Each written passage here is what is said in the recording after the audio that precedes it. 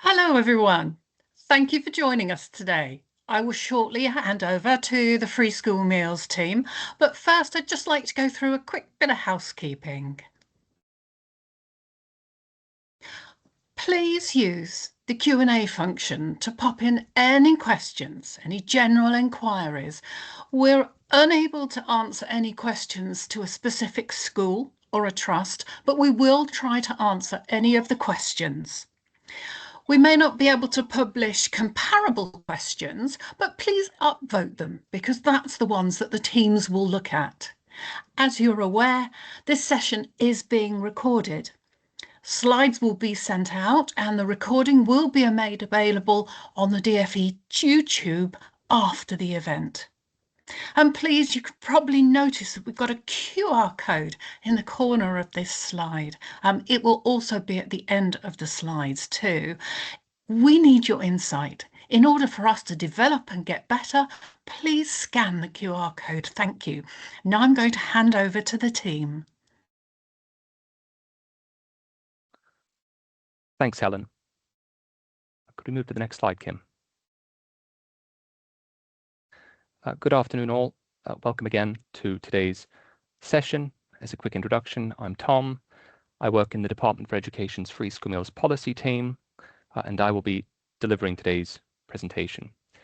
To give a quick overview of what that is going to cover, it will closely mirror the content of some free school meals guidance that the department recently updated at the beginning of May. Much of this information may therefore feel familiar. However, we do hope that with the opportunity to kind of ask questions in real time and get some answers, that might provide additional clarity and have some benefit to attendees today. So please do ask those questions over the course of the session. I'm joined by colleagues in the background who will be reviewing those and publishing those questions. We will endeavor to answer as many of those that we can today. If you ask something that we don't get to, we will also revert to all attendees to make sure that we've picked everything up. So in terms of the content of today's session then, sorry, Kim, could we go back to the previous slide? It's going to be focused on these changing FSM requirements that we've set out in guidance. That covers a number of things. First and foremost, as you'll all be aware, eligibility is expanding, but on the other side, transitional protections for free meals are also ending at the same time. As background, the government announced in June last year that it intended to widen access to free meals by opening this up to all families receiving universal credit, regardless of their level of earnings, and to end transitional protections alongside this. These changes are going to take effect from the start of the next academic year, following the recent passage of the Children's Wellbeing and Schools Act, which will create a duty on state-funded schools to provide free meals to pupils meeting our extended eligibility criteria. This is something that we estimate reaching over 500,000 additional pupils. Because of the end of transitional protections, there are going to be changes in the way we expect this policy to be administered, and the department is going to require annual rechecks of eligibility, which we will come to in this presentation. This is the second of two FSM focus sessions that we have run this week. The first was aimed at local authorities. If you were on that session, you might find that the content is broadly similar. We will not be providing a demonstration of the department's checker. However, we'll share a bit more information about that in this session when we come to it. Go to the next slide, Kim. So I'll firstly cover how the FSM entitlement is changing. And to do that, I think it's key to set out kind of how it currently works to highlight what remains the same and what remains different. So the existing eligibility criteria remain in place. Pupils primarily access free meals by coming from a family receiving universal credit with annual earnings of £7,400 or less. This is judged by their three most recent universal credit assessment periods.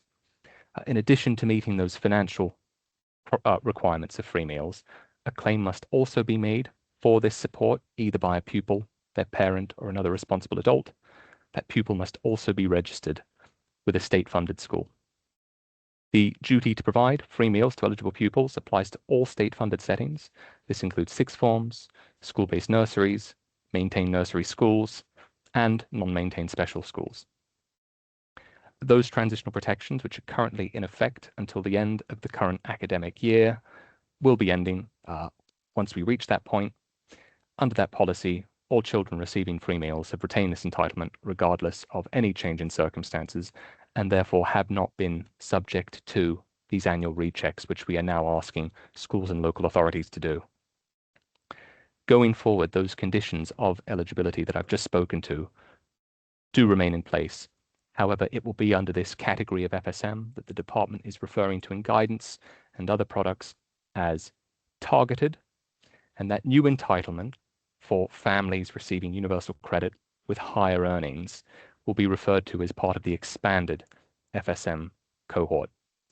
All those other conditions of eligibility that I referred to there, in that a claim needs to be made and a pupil must be registered with a state-funded school, remain in place.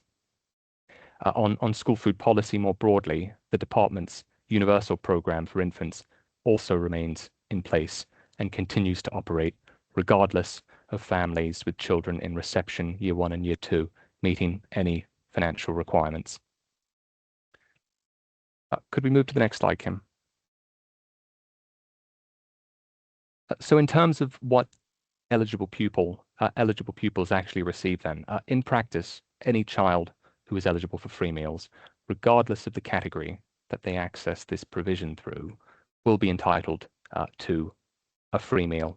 It's all these other things in the background that FSM has formerly been linked to that are changing. So going forward, targeted FSM is going to be the gateway for attracting pupil premium funding, additional disadvantage funding through the national funding formula. There are other programs which I think were probably of more interest to local authorities, but which I note here as well for completeness, like the holiday activities and food program, and elements of free home to school travel support that will also be based on targeted FSM going forward. This new expanded criteria will confer entitlement to a free meal only and not work in this broader way that FSM historically has. Could we go to the next slide, Kim? So on the other side of this eligibility expansion, transitional protections is also going to be ending. This is a policy that has been in effect since 2018. It has meant that any pupil qualifying for FSM has retained this entitlement, regardless of any change in their household circumstances. It has been extended several times, including most recently until the end of the current academic year.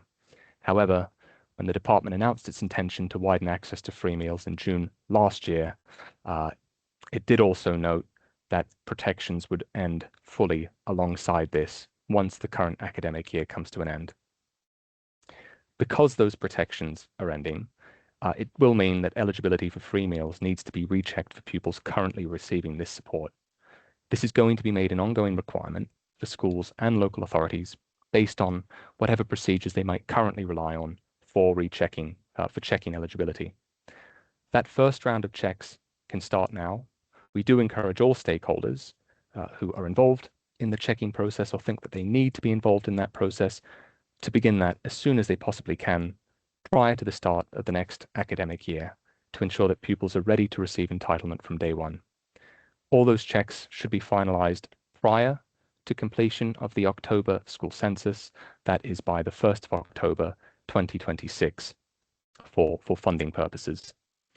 Even though protections are ending, pupils who were formerly eligible for free meals but no longer meet any of the eligibility criteria, as shown through a recheck, will continue to attract funding for their schools for the next 6 years in line with FSM Ever 6. Can we go to the next slide, Kim?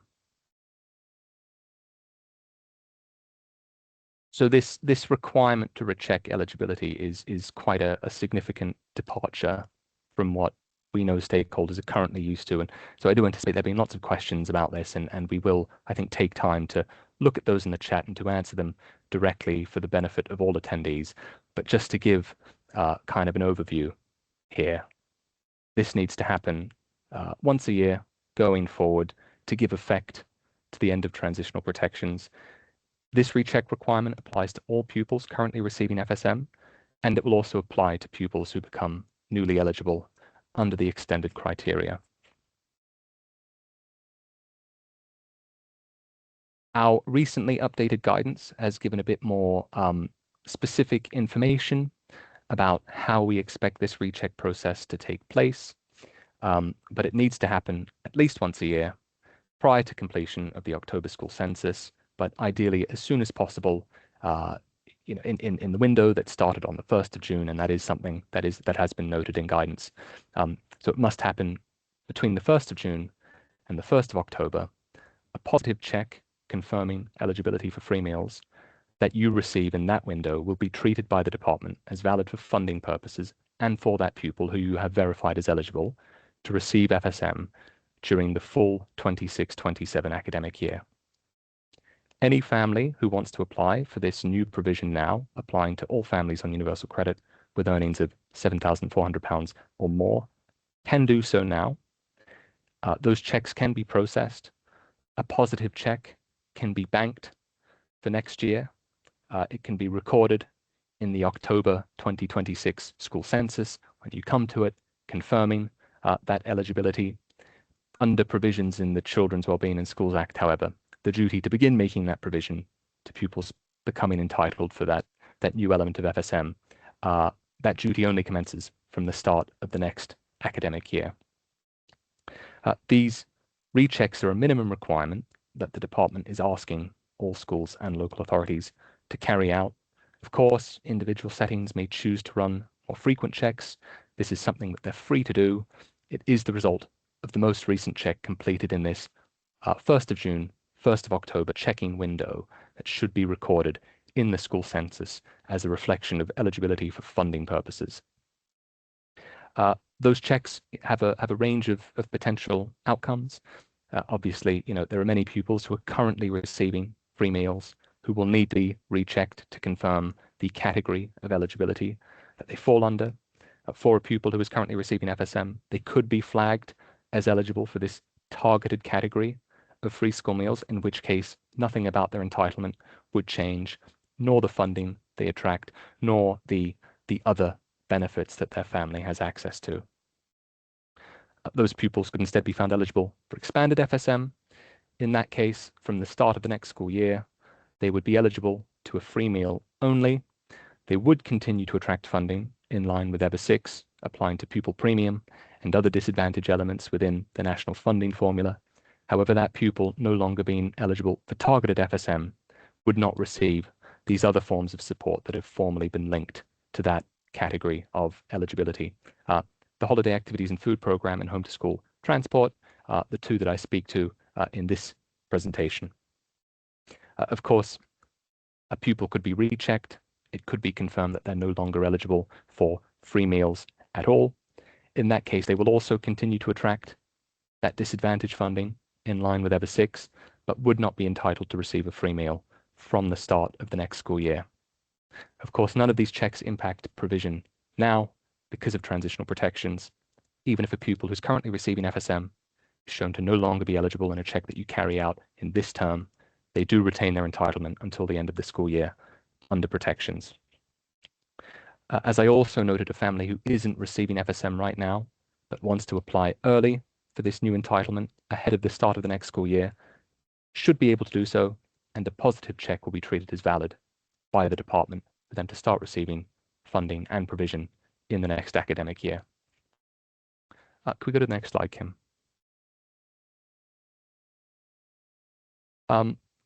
So I'll now speak to how we think that this recheck process should be managed as a department. So I think the first thing that I want to note is that DFE does provide its own checker that can be used to verify entitlement for both this existing category of free meals and also these newly eligible families. It will provide 2 check results confirming the category of eligibility that a pupil falls under. That is currently accessible by local authorities for use on behalf of schools. We do know that there are a wide range of existing arrangements that schools and local authorities rely on for checking entitlement to free meals. We know that some schools run those checks directly through other providers that they work with. The department has been engaging with those other providers to ensure that they can connect to our new service and provide you with accurate information about eligibility that you need for the start of the next school year. If you do currently work with a provider to run checks directly, we do encourage you to speak with them now, if you have not already done so, to understand their ability to provide results for both the targeted and expanded FSM check types. You may also wish to speak to your local authority about using DfE's checker on your behalf. If schools, upon reviewing these arrangements, have any concerns about how they're going to manage this process, and you've spoken to your local authority and still have those concerns, you should contact DfE. There's some contact information there that you can reach out to about running checks if you have those concerns, and we can help you find a solution. As I noted, the checker that we have is available to local authorities right now. To provide added flexibility, we are working on changes to that system that will be launched later in the year, which will include more flexible models where local authorities can choose to make checks open to schools if it best fits in their existing processes. It will also be opened up to multi-academy trusts. Could we go to the next slide, Kim?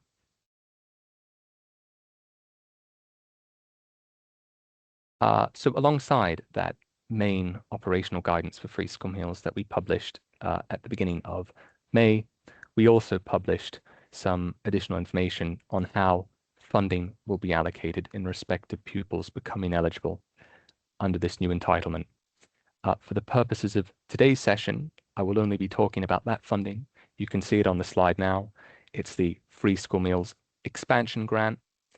If you do have any questions about FSM linked funding more broadly, please leave them in the chat. We will try and come to those. However, for the purpose of today's presentation, which is very much focused on that expansion, we will not be going into that broader context.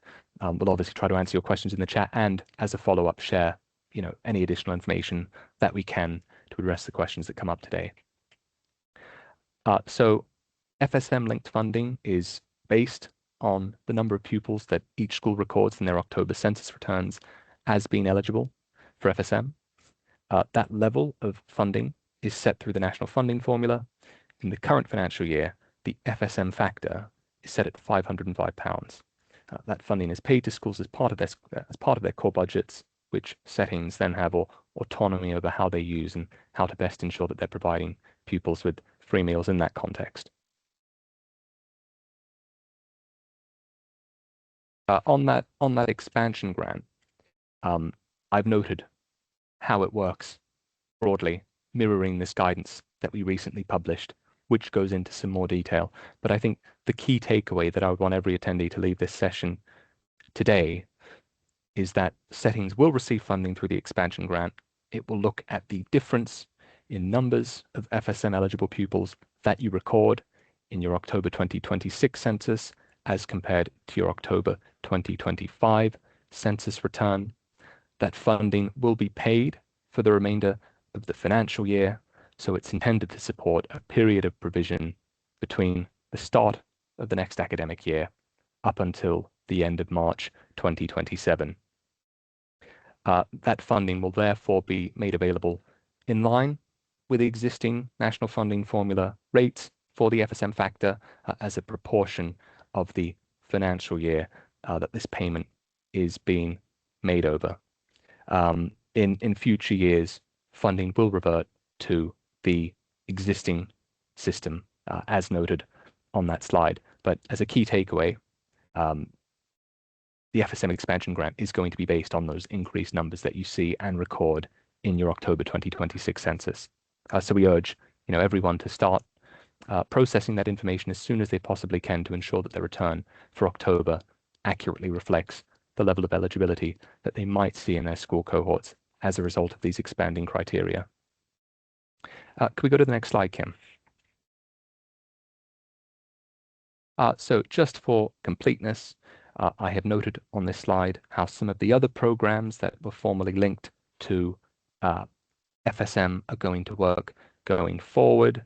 It may not be directly relevant to all of the attendees today, but we do want to make clear that this is another way in which FSM is changing. So I've noted down these two major ones here, the Holiday Activities and Food Program and the Extended Rights Element of home to school travel. Going forward, the holiday activities and food program is going to be based on a pupil being eligible for targeted FSM. There remains discretion for LAs to use some of their budget in making provision or a place available to children who don't necessarily meet those criteria, but it will be linked to targeted FSM. Similarly, on the travel side, it will also be linked to targeted FSM going forward, subject to those pupils also meeting additional criteria set out in the right-hand column based on the distance that children live from their nearest school. The protections for travel will continue to operate in their own way so that pupils who were receiving provision, who were receiving FSM, continue to get their travel entitlement until the end of their phase of education. But that's the only way in which protections is continuing. For the core free school meals entitlement, it is ending at the end of the current academic year. Could we go to the next slide now, Kim? So I've just noted down some questions here that we have seen commonly asked off the back of that guidance publication. I will read out those answers now, and then we can turn, I think, to the chat once we have gotten through the rest of today's content, which we are nearly there on. So I do hope that there is that it will obviously be of use to attendees to go through those questions that they might have. So, one question we've seen is about how the department envisions its rechecking process to account for parental circumstances which can change quite often and at short notice. And on this point, we're clear that the recheck requirement we have set out is a minimum in order for a pupil to receive provision in the next academic year. We need confirmation of their eligibility now up until completion of the October census. That's the information that we need for funding purposes. We do, of course, know that circumstances change, and if they do, schools and local authorities are welcome to run additional checks. It's obviously really important that families who are entitled to support are receiving that. On the flip side, if a parent is not receiving provision that they think they should be entitled to, we always encourage, and we know that all schools do this, we always encourage parents to apply. Schools do a good job of making families aware of the support they might be able to receive. If a parent thinks they should be getting something that they aren't, they should claim to their school. The school should then verify that, and if they are eligible, they're obviously entitled to receive provision. So the framework that we have set out is a minimum requirement that gives effect to the end of transitional protections and is aimed at ensuring that support is targeted at families meeting their eligibility criteria. Also related to this kind of process of rechecks, we've seen the question asked, do parents need to actively reapply for free meals every year? Our position on this is that we do not think they do. We think an initial application for free meals is sufficient for eligibility to be monitored in the way that we are asking settings and local authorities to do in our published guidance. Annex A is a document that is provided in that guidance that can be used to collect the information you need from families to process their eligibility.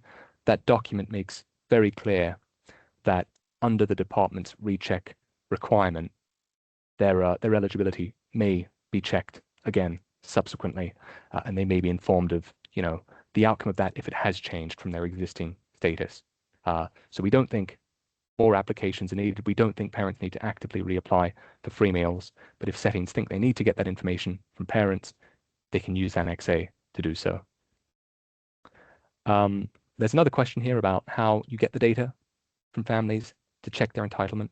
Again, Annex A is something that can help with this. It sets out the information very clearly that we need from families to check whether they're receiving universal credit and then what their earnings are, and therefore what category of eligibility of FSM, for FSM they fall under, if any. So you can use Annex A. It's not a requirement that you go through that document in our published guidance. It's just a suggestion for an effective way that we think that data can be gathered if you don't hold it or you begin accepting new applications, as we've suggested, we think is a reasonable thing to start doing.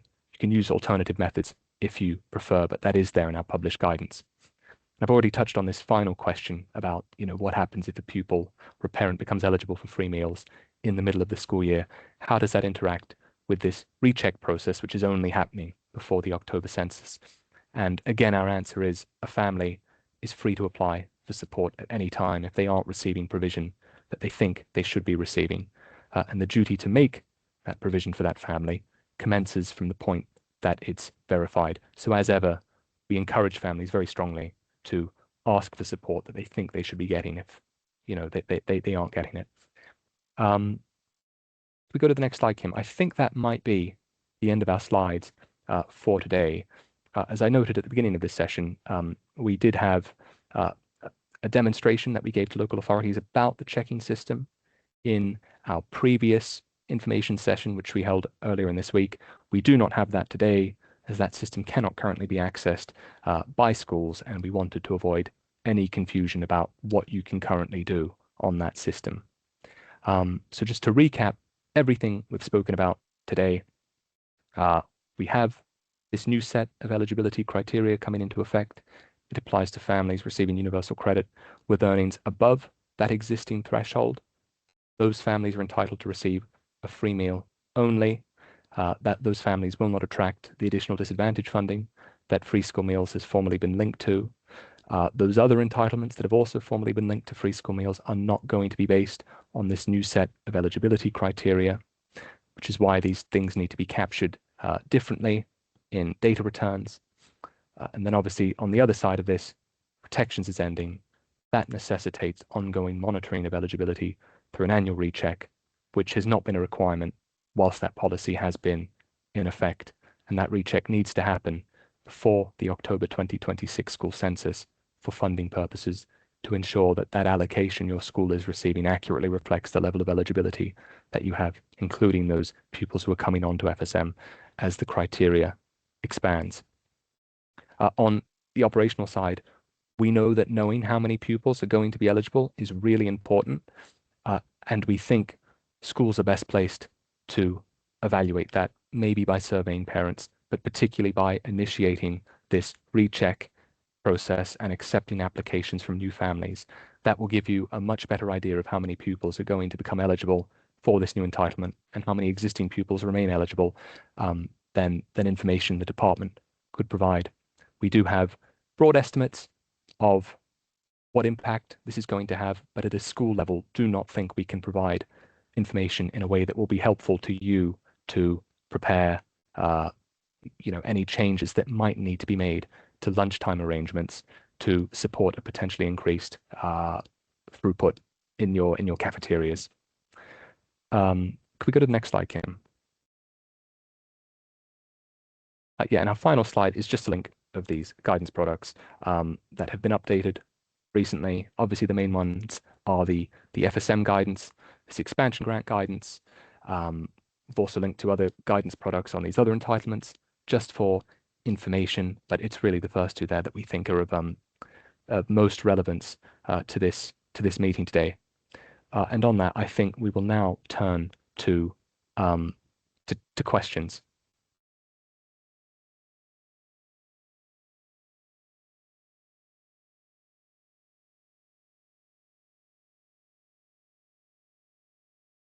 So I think just for the benefit, particularly of people who might be watching this meeting back later, who cannot see this chat, and to ensure that all attendees have taken account of those answers that have been given, I am looking at the most upvoted questions, and I'll just read out some of those answers as we go now. So the most upvoted question in the chat at the moment is whether schools have to do rechecks. Will local authorities be doing this? It seems like a significant administrative burden for schools at a very late stage in the year if it is down to schools to manage all the communication for rechecks. And we've noted there that this will depend on current arrangements that are in place. If you use a third-party checker to run a check directly, they can continue to do that. However, if you work with your local authority to run checks, that should continue as well.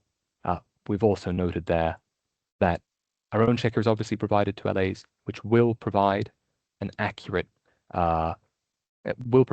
information about the category of eligibility that pupils fall under, so it can be used to verify entitlement for free meals. And again, we know that there are different arrangements that are in place. And in the first instance, we encourage you to go through whatever arrangement you currently use to see if that continues to be viable. And if not, this presentation has set out what we then think the escalation routes are, that you can get in touch with the department to discuss potential solutions if you are having problems and don't think you have a viable option here. Again, we've got a similar question on how schools run checks or whether it's LAs. Again, existing requirements existing arrangements will vary. We encourage settings to go through whatever process they currently use. We've got a question here about why the checker is not available before introducing this. And we've noted there that the new expanded checker is something that was being worked on before the announcement of expanded free meals. It was expected to launch later this year. Once the expansion was announced, the focus did switch on making sure that this tool was usable to local authorities in the first instance to ensure that you can get two check types. But as we also noted, it will be broadened out for local authorities to decide if it would suit processes better for schools to have direct access. But we do, of course, apologize that it isn't there right now. There's a comment here about how some local authorities charge for each FSM check that they undertake on behalf of a MAT. The figure quoted here is around £7 per check.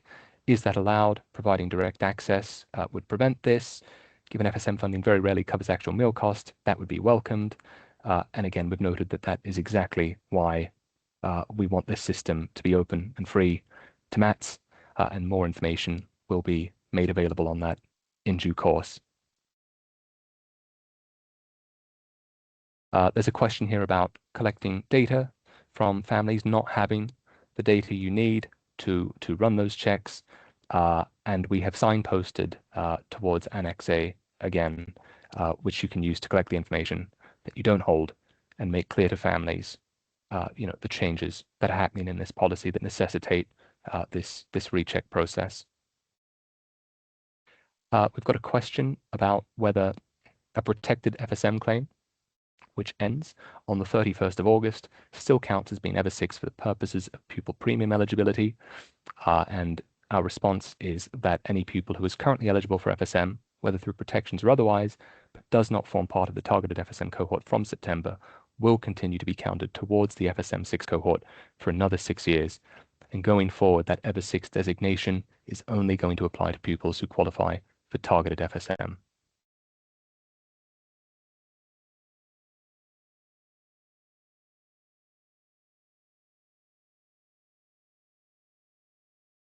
There's a question here about if a pupil is eligible for the full academic year.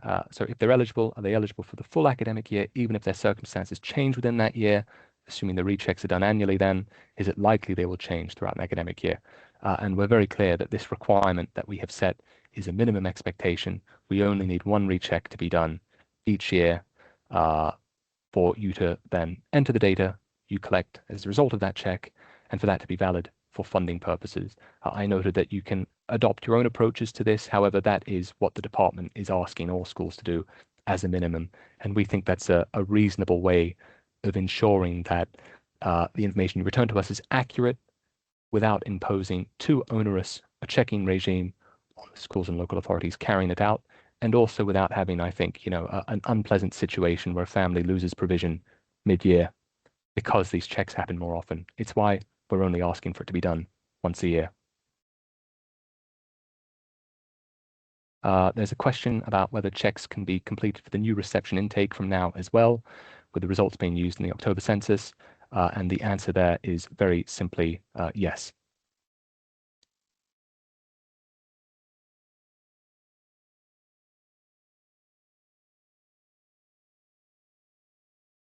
There is a question here about whether we anticipate FSM numbers going up, pupil premium numbers going down, knock-on impacts for secondary funding.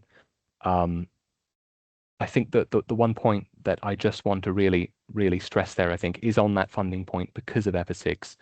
There shouldn't obviously be an immediate impact on funding linked to that. where we do anticipate some pupils who currently receive provision who won't be eligible going forward. They will obviously still continue to attract that funding. I think that's the most I can say for now, but we've noted that question, and like all other questions that we aren't getting a chance to respond to here today, we'll revert after this session for attendees.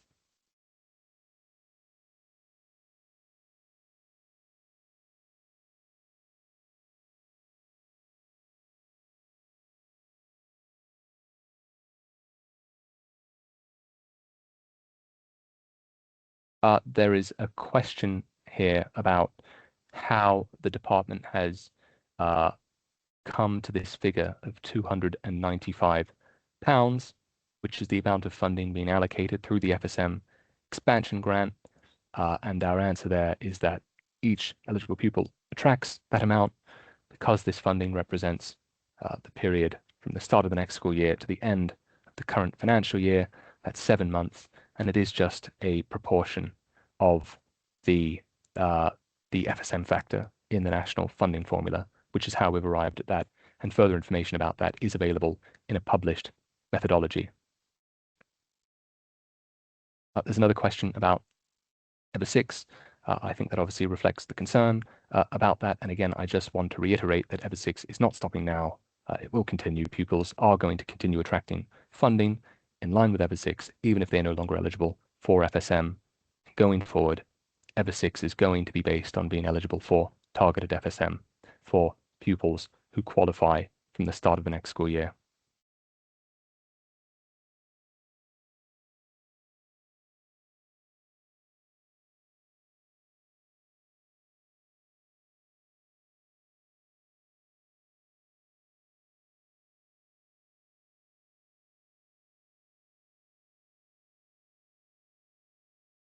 Just going to prompt my colleagues now to see if there's anything I am missing. There's a few sort of different questions on school MIS systems. How will the school record the two different groups on the two systems? We know that we've been sent the technical specification to all MIS providers, and while it may not be showing now, it should be showing really soon on whichever MIS that you have, so you'll be able to record the two check types. We've had a lot of questions as well on on the new system, which is what me and my team are responsible for. I just want to reaffirm that the new system isn't something that's launched right now. We have a number of local authority schools and multi-academy trusts piloting at the moment and ironing out the kinks and making sure that it works for the future. And that was something we were planning to do before this expansion was announced. We did pivot a little bit to make sure this new the system was available to LAs to show two check types, which was been made available to all LAs from the 1st of June. But we will start providing comms in the next few weeks on to local authorities, MATs, etc., on how they can get involved with beta testing the new system. Because there's been quite a few people that are saying we'd be really interested, so we'd love to have you.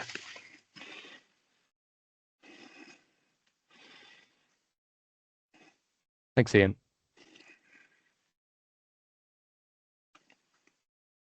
I'm just going through the questions again. There's a question about how the recheck process is going to work in future years. Is it going to be the same date range? Broadly, yes. The intention is for it to be the same kind of period of time. You have the end of the summer term for the beginning of the next school year to do it. However, I think to manage likely pressures at that time on all stakeholders, we think doing it the end of the current year is a better approach, but there will be a similar window again, and dates will be confirmed in published guidance as we approach that window. There's a question here asking for a bit of clarity about how funding will be allocated in respect of these two different FSM categories with regard to pupil premium specifically. And so going forward, it is only this targeted FSM cohort that will attract pupil premium funding for their schools. If a pupil makes a new application for FSM now, they were not formally eligible, and they only meet the criteria for expanded FSM, they will not attract pupil premium funding.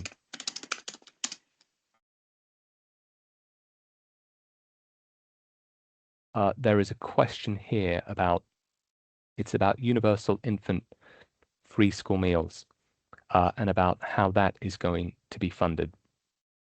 And in updated, so there will be a conditions of grant document published shortly. Obviously, allocations are going to be published too.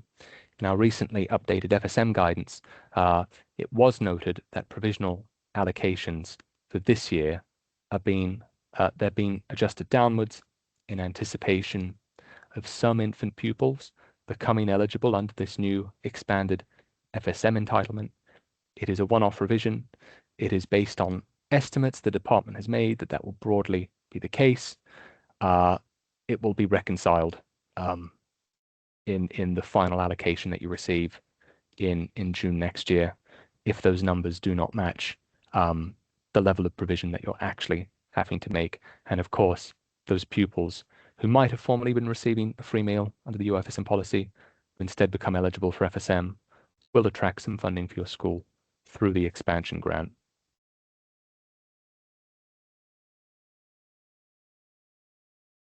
I see a few questions here about GDPR, about this recheck process. Obviously, we've kind of given a broad response to that. However, we will take these away and endeavour to provide, I think, more detailed answers to you when we revert to attendees after this session.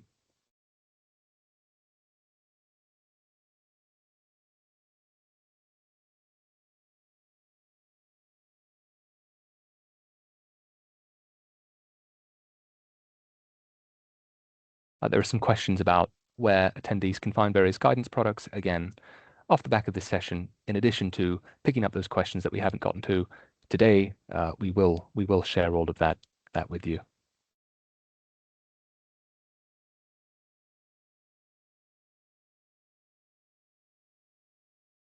There's a question about how these two categories of FSM entitlement will be recorded relative to UIFSM in the census, and the department is asking these different categories of eligibility to be recorded, in the way that you normally would. However, you now have this new category of expanded FSM, and for all those infant pupils who take a meal on census day who are not eligible for either of these categories of provision, they will instead be factored into the UIFSM allocation that you receive.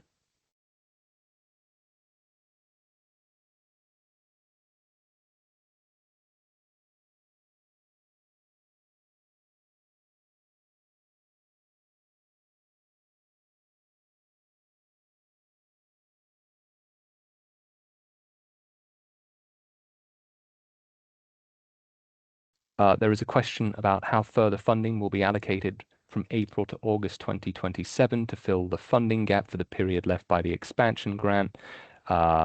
Mainstream academies will receive an additional payment through that expansion grant covering that period.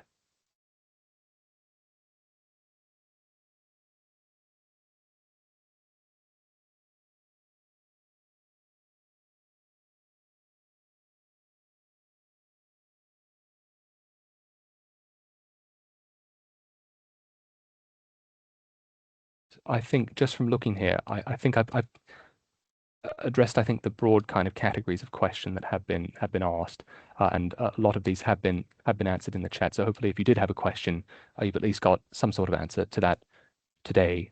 But again, as noted, we will come back and pick up on things that we've missed today. And I think before I do wrap things up, I just want to prompt any of my colleagues on this call one more time to flag whether they think there is anything that hasn't been picked up that we should address in today's session. Feels like broadly you've answered most categories of question. There'll probably be a few in the chat that we've missed that are slightly lower down, but we can provide those in the FAQ afterwards.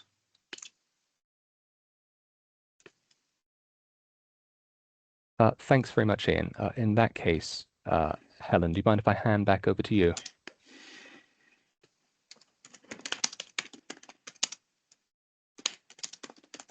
Absolutely not. That's lovely, Thomas. It's been brilliant. Well, you know, sort of very insightful to the free school meal expansion.